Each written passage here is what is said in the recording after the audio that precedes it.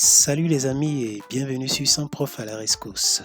Dans cette nouvelle vidéo spéciale fonction Excel et programmation VBA, nous allons voir 4 différentes autres fonctions qui cette fois-ci nous permettent de manipuler des chaînes de caractères. Donc on aura la fonction NBK, gauche, droite et Xtext. On y va rapidement avec NBK déjà. La fonction NBK nous permet de compter le nombre de caractères que nous avons dans une chaîne de caractères. Par exemple, si je prends la chaîne célibataire, on écrit égal comme d'habitude et on met NBK. NBK et je précise le caractère dont je veux connaître le nombre de chaînes qu'il y a à l'intérieur. La chaîne de caractères dont je veux connaître le nombre de caractères qu'il y a à l'intérieur. Voilà, c'est plus juste. Et on ferme, on fait entrer. Donc ça veut dire que dans la chaîne de caractères célibataire, il y a 11 caractères. On peut prolonger vers le bas et on a les autres. La fonction gauche nous permet de prendre par exemple un nombre donné de caractères dans une chaîne de caractères. Par exemple, si je veux tout simplement avoir célib, ça veut dire qu'il y a 1, 2, 3, 4, 5 caractères. Je veux 5 caractères en partant de la gauche. Alors, je vais tout simplement écrire gauche. Gauche. Le caractère que je veux utiliser, point virgule, et maintenant le nombre de caractères que je veux avoir. Donc on a dit tout à l'heure qu'on voulait avoir 5. Donc 5, et je ferme la parenthèse. Entrée, et on a célib. La fonction droite, c'est exactement la même chose que la fonction gauche, sauf que cette fois-ci, on ne va pas faire le décompte à partir de la gauche, mais cette fois-ci à partir de la droite. Donc, par exemple, si je veux avoir tout simplement le TAIRE, T-A-I-R-E, on fera droite, et égal droite, une parenthèse, et maintenant la chaîne de caractères, ici, une virgule, et combien de caractères on veut avoir, ça fait 1, 2, 3, 4 et 5. Donc 5 caractères. Je ferme, entrée. Là, on a TAIRE, simplement. Maintenant, la fonction Xtext. Cette fois-ci, c'est exactement la même chose que gauche et droite, sauf qu'on peut commencer. Cette fois-ci, on va commencer par le milieu. Donc, on peut choisir un commencement et une fin. Vous allez voir que pour la fonction gauche, on était obligé de commencer par le premier caractère en partant de la gauche. Et pour la fonction droite, on était obligé de partir du dernier caractère ou bien le premier caractère en partant de la droite. Mais cette fois-ci, avec Xtext, on peut se permettre de partir à un niveau donné, donc qu'on choisit nous-mêmes. Donc on ira toujours avec célibataire, mais cette fois-ci on va peut-être écrire par exemple liba jusqu'à T. Ça veut rien dire. On va écrire liba égal. Donc on met X. Xtext. J'ouvre la parenthèse et on prend la chaîne de caractères, un virgule. Maintenant, on veut partir, on veut écrire liba. Donc ça veut dire qu'on va partir du troisième caractère. Donc j'écris 3, notre départ c'est 3, un virgule, et on veut finir où? 1, 2, 3, 4, 5. Donc on veut finir au T. Donc, cinquième caractère. En partant du troisième. J'espère que c'est clair. Donc on part du troisième caractère qui n'est rien d'autre que L. Et ça fait L, I, deuxième, troisième B, quatrième A et cinquième caractère T. Donc on va jusqu'au cinquième caractère à partir du troisième. Et je ferme, entrer, la liba. Voilà. Maintenant on peut faire une petite combinaison. Par exemple, vous allez remarquer ici avec l'idée des clients, identifiant des clients, on voit que c'est quelque chose qui s'incrémente progressivement.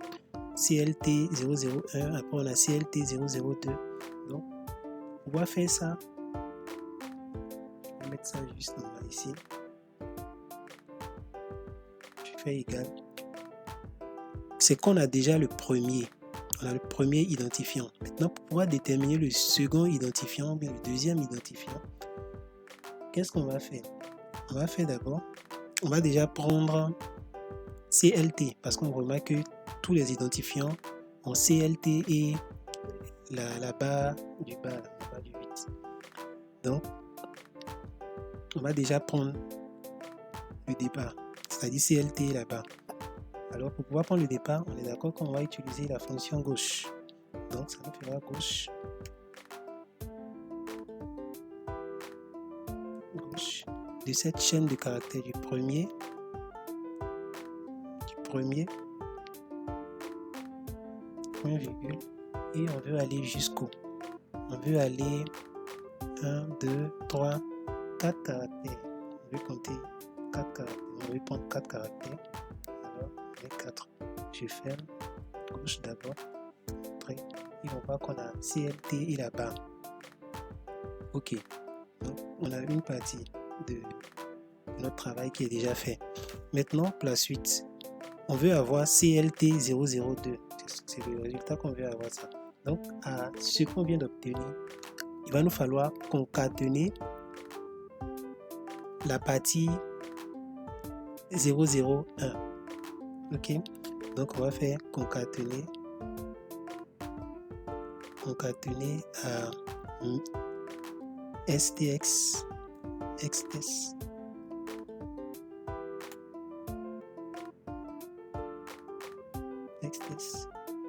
et STS, on va partir du 5e caractère, c'est bien ça. 1, 2, 3, 4, on va partir du 5e, le 0. 5e caractère. Je vais prendre la chaîne d'abord. Donc, toujours ici, 1 virgule. On part du 5e caractère jusqu'au 7e.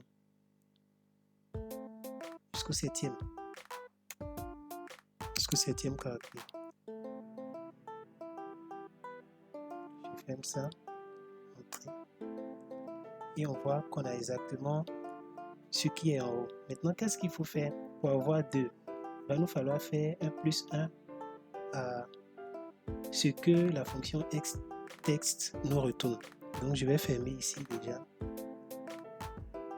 Je fais plus 1 ici. Et je ferme.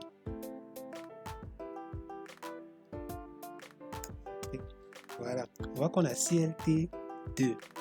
Donc, ce qui veut dire que après avoir fait le plus 1, la fonction a fait partie les 2 zéros qui sont là. Donc, à notre fonction gauche, nous allons compléter tout simplement les 2 caractères suivants. Donc, au lieu de s'arrêter à 4, nous allons aller jusqu'à 6. Et je fais entrer. Comme ça, on a exactement ce qu'on voulait en bas. Merci d'avoir suivi. Et on se retrouve sur Visual Basic pour la suite. Une fois dans Visual Basic, nous allons insérer un module comme d'habitude. On va appeler ça sub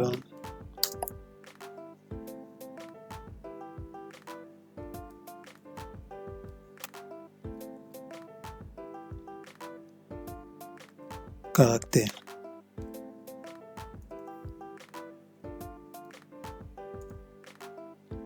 Ok, donc déjà il nous faut trouver le numéro de la ligne qui sera dans laquelle on va la ligne de la cellule dans laquelle on va insérer nos données. Donc on a fait plusieurs fois, donc on va déjà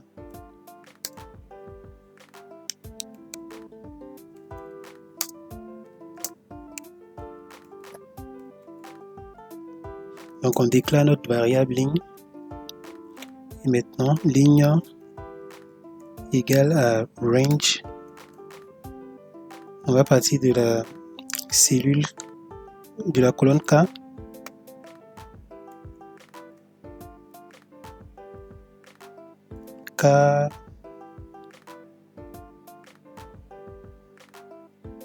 K50 par exemple.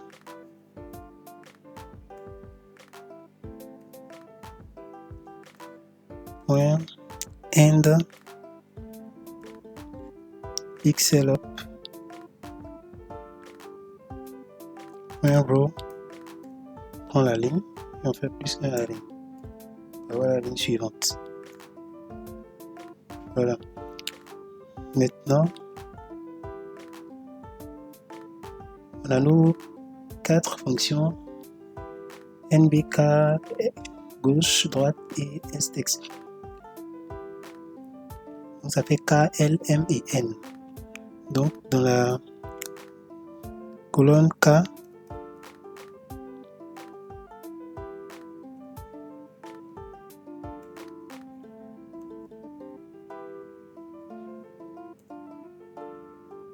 concaténer à la ligne, c'est-à-dire de la ligne en cours.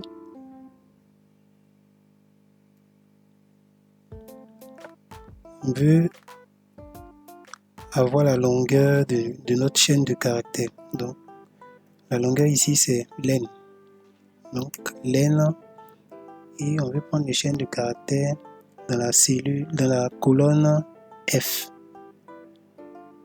Donc je mets range F concaténé à la ligne aussi.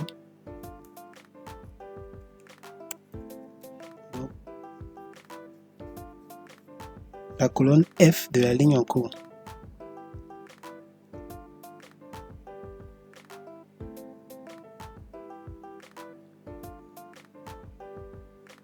Voilà, et c'est tout. On va fermer. Je vais recopier tout ça. Coller ici. La deuxième colonne, c'est la colonne L. Donc, de la ligne en cours. Et cette fois-ci, on veut gauche. Gauche, ça fait left. Donc, left de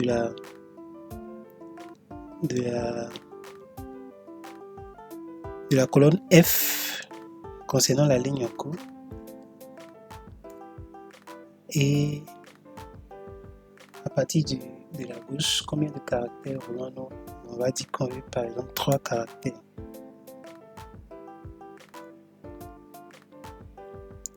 La même chose pour droite.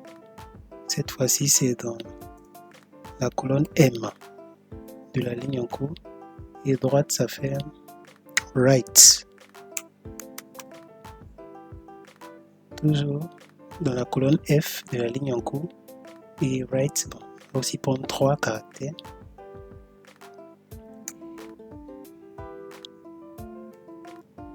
Et la dernière colonne, ça fait N.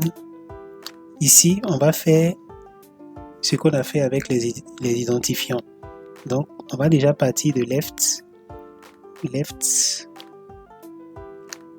Et avec les identifiants, il va nous falloir prendre 1, 2, 3, 4, 5, non 6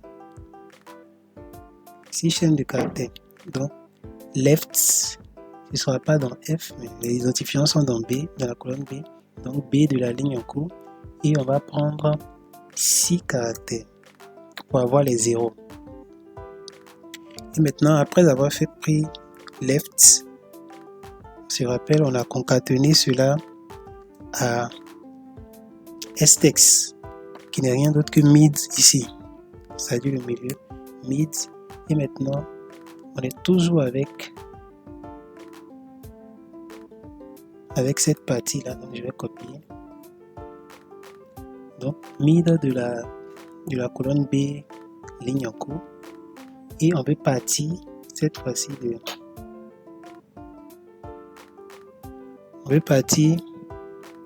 du caractère 1, 2, 3, 4, 5. On peut dire 5, du caractère 5. On va partir du caractère 5. À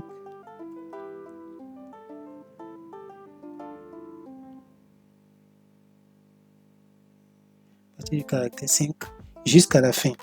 Donc, jusqu'à la fin, on n'a pas besoin de mettre jusqu'à la fin. Donc je peux fermer là. Maintenant, à tout ceci, il va nous falloir faire plus 1 pour pouvoir incrémenter, pour avoir l'identifiant du client numéro 2. Donc je vais mettre tout ça en parenthèse pour que ce soit plus clair. Et ça nous donne ça. Maintenant, on peut retourner sur Excel pour tester nos différents codes. On va insérer un bouton.